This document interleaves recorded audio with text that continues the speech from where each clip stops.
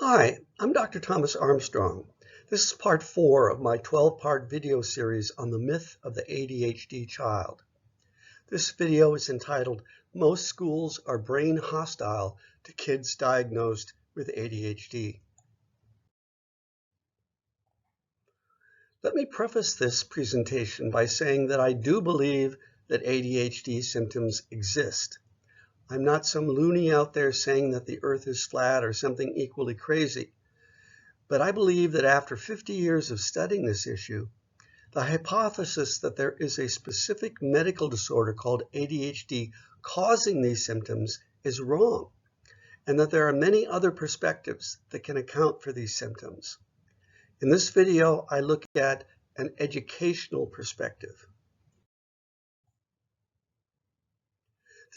This particular slide is from an ADHD fact sheet for schools put out by the Nemours Children's Health System, a well-respected multi-state pediatric healthcare network involving doctors, researchers, medical educators, and prevention efforts. Here you see practical recommendations for what teachers can do in the classroom to help kids with ADHD. I should mention that I didn't search for a fact sheet to prove my particular case. I just took the first one that popped up on Google. I'll read along with you a few of these recommendations. Reduce distraction by seating the student near you instead of a window. Teach the student how to use a scheduling and assignment book. Give clear, brief instructions. Break down larger tasks into smaller, more manageable pieces. I have to tell you that this list is no different from the teacher ADHD fact sheets that were around 30 years ago when I was also studying this issue. It's as if nothing has changed in education in the past 3 decades. These recommendations are like Band-Aid therapy for a system that is systemically flawed. The problem with this and other fact sheets like it is that they're all based on the idea of schooling being a situation where the teacher stands in front of the classroom, the students sit at desks or tables, the teacher lectures and gives instructions, and the students follow the instructions and do the assignments, usually involving a workbook or textbook or test of some kind.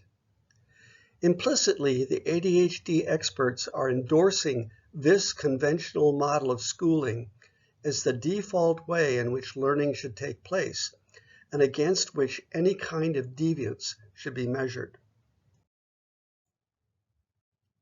First on this list of worst practices for kids diagnosed with ADHD is boring lectures. Here we have Ben Stein playing the role of a high school teacher in the movie Ferris Bueller's Day Off. This is probably the most famous teacher lecture ever filmed. I'll just read a few lines and try, probably futilely, to ape his intonation. In 1930, the House of Representatives, in an effort to alleviate the effects of anyone, the Great Depression, passed the anyone?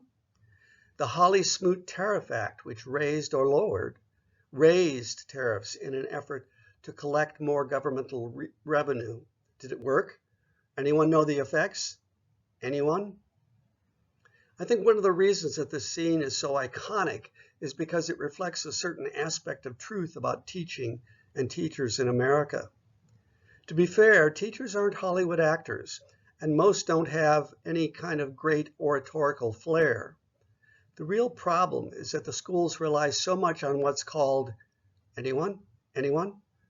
I was just joking there. On what's called frontal teaching, that most teachers tend to drift toward monotone, whether they mean to or not.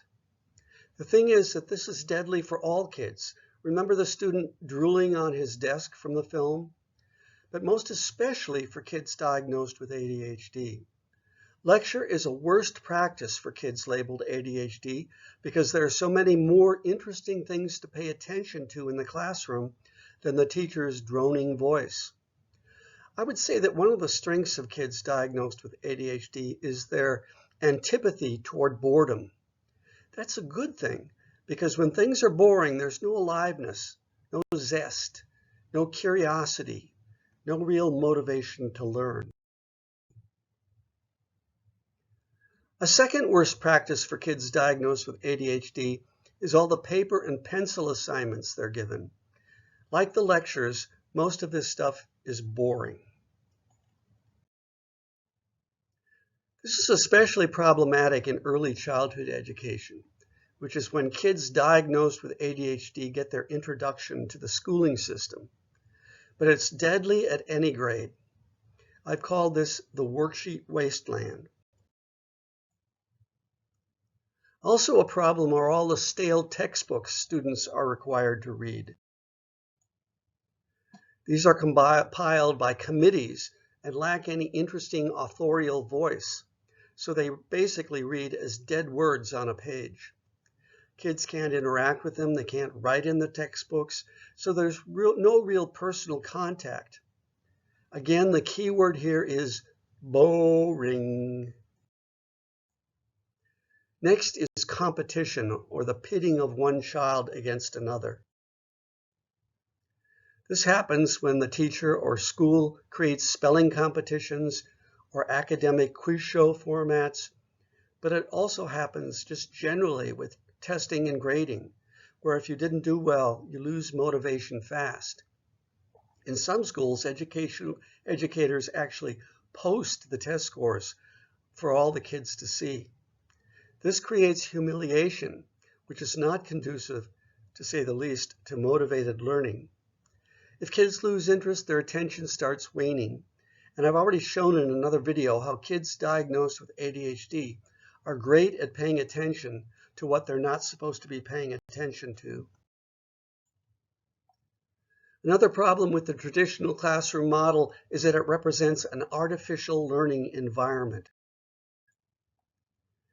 The only places in the real world where these environments actually exist are in other schools elsewhere. Kids aren't being prepared for life. They're being prepared to become professors. Well, this usually doesn't appeal to kids diagnosed with ADHD. And in an environment like this, they act up. The work of Sidney Zental at Purdue University has demonstrated that kids identified as ADHD are actually understimulated. They need more stimulation than the average student. These bare classrooms are just inviting these kids to provide their own higher levels of stimulation through goofing off, daydreaming, fidgeting, and manifesting other symptoms of ADHD.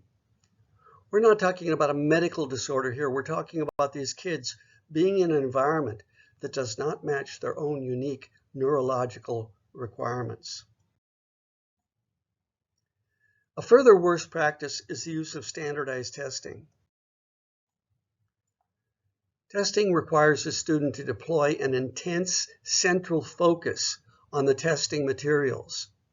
This is the kind of attention that kids diagnosed with ADHD have greatest difficulty with. These students are required to pay very close attention to the questions or problems, and they're being timed as they do this. This is not a good setting for kids that are good at daydreaming, incidental attention, novelty seeking, or creative behavior.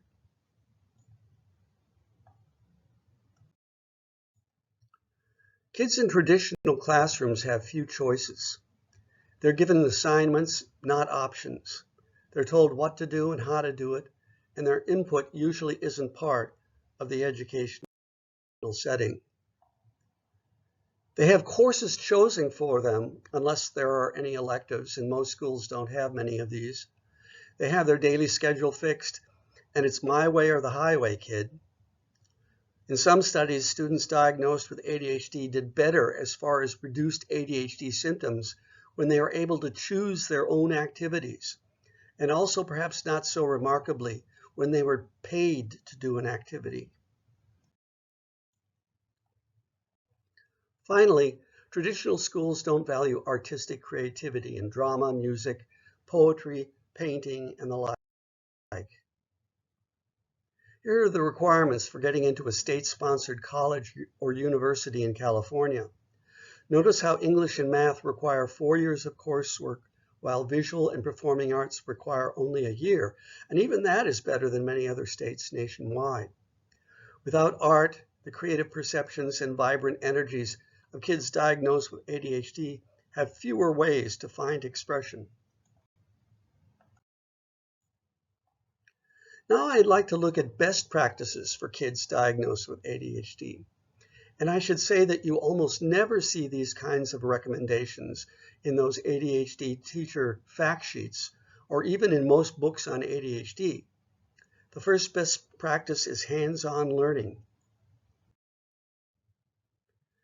Many kids, if not most kids diagnosed with ADHD, are bodily kinesthetic learners, to use Howard Gardner's theory of multiple intelligences as a framework. They need to touch things to learn about them. They need to build things, fix things, manipulate real objects, and they rarely get the chance to do this in traditional classrooms. They also need experiential learning. They need to get out of traditional classrooms and experience what they're studying. If they're taking a biology class, for example, they should be looking at bugs and butterflies out in nature. As bodily kinesthetic and naturalist learners, they need to walk around as they learn about something new. Also, novel experiences are critical for kids diagnosed with ADHD. In this video, or actually in video number 3 of this series, I pointed out how kids identified as ADHD are actually novelty seekers. They don't do well with the same old kinds of classroom activities, including lectures, textbooks, and worksheets. Every day, kids should be learning something new and novel. Here you see some kids gathered around a 3D printer. Teachers should start their classroom day with an interesting experience, an artifact, a media sequence, or other stimulus to get their students' novelty-seeking proclivities moving in high gear. And throughout the day, continue to offer surprising, interesting, unique experiences to stimulate the brains of these understimulated kids. Students diagnosed with ADHD are often prescribed Adderall, Ritalin, or other stimulants. They should be receiving educational Adderall instead.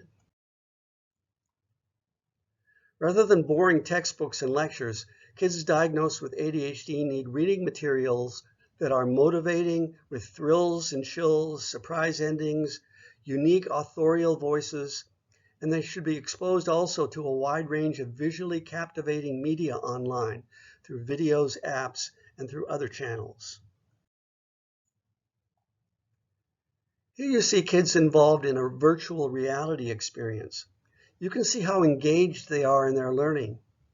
That's a critical word to highlight in terms of what teachers should know about kids diagnosed with ADHD. They need engagement.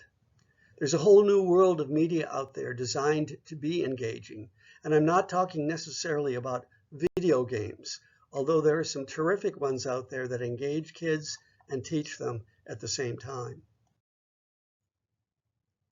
Kids identified as ADHD need to collaborate with each other, not simply sit like a lump in a desk chair cut off from their classmates, which of course they will circumvent by passing notes to them, whispering, getting out of their seats to talk, and other behaviors that manifest as symptoms of ADHD. These kids should be involved in group learning, peer teaching, and collaborative engagement on group projects. They should evaluate each other's work, play educational games in groups, work both one-on-one and in triads or other small group situations. Teachers think, oh, but then they'll start to disrupt things. This happens when kids are presented with something new at the very beginning of a novel learning situation. They get excited and they may goof off to start out with, but soon they're with the program and actively engaged. I think a lot of teachers use this argument just to sabotage what they perceive as something new, something unknown, something that's scary to them. But if asked which they prefer, the old lecture or some collaborative experience, kids diagnosed with ADHD always want the latter. As I said earlier, kids diagnosed with ADHD need an optimal level of stimulation. They need more stimulation than the average student. This has to do with, among other things, their dopaminergic pathways in the brain. Dopamine is a neurotransmitter that regulates rewards and motivation. This means that these kids require more intense rewards to motivate them. And I'm not talking about external rewards, I'm talking about intrinsic rewards, the joy of learning. Teachers should be looking at their lesson plans, and administrators should be looking at their courses of study and school organization and asking this question: how can we make this more stimulating for kids diagnosed with ADHD? Instead of being given worksheets, tests, and reading assignments, kids diagnosed with ADHD should be asked what kinds of projects they'd like to do on a course. These kids here, shown in this slide, developed a soft drink that was healthy and sustainable as part of their class project.